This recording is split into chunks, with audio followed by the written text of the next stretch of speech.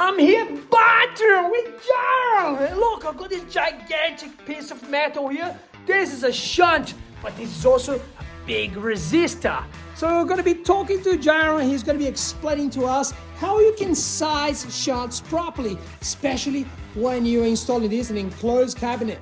That's right. So we've got a 500 amp shunt here, 1000 amp and 2000 amp. Everyone looks at the maximum current that's possible. That's not the most important one. Since we're talking about this being a power resistor, it generates heat. And in an enclosure, that heat can get near the cells and cause them problems, as well as electronics, cabling, insulation, all of that matters. Even your cable, like insulation, it can get really hot if you don't size this thing properly. Absolutely. You don't have to be running 500 amps.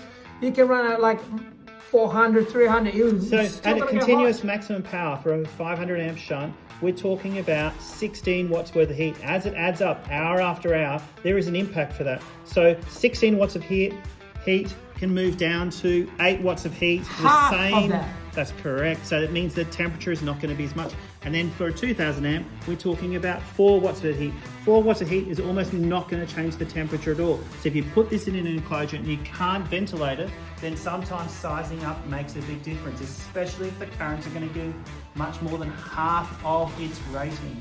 So temperature-wise, that 16 watts worth of heat can very quickly get up to 65 degrees Celsius or 149 degrees Fahrenheit. You can't even touch this. So 60 degrees you touch it, you pretty much burn your hand. Unless it's ventilated, it's going to do damage around it and it will not last. So same thing, at 8 watts worth of heat takes it down to 47 degrees or 115 degrees Fahrenheit. Much more manageable.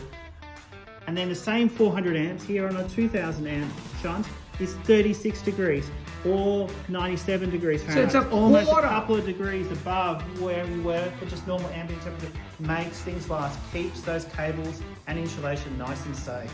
So with any of our shunts, we always make sure we give a calibration record. We adjust them, test them, and everything else on our equipment so that we make sure that what you get and what it reports is exactly what you need. So don't just think about current, also think about the heat that's generated.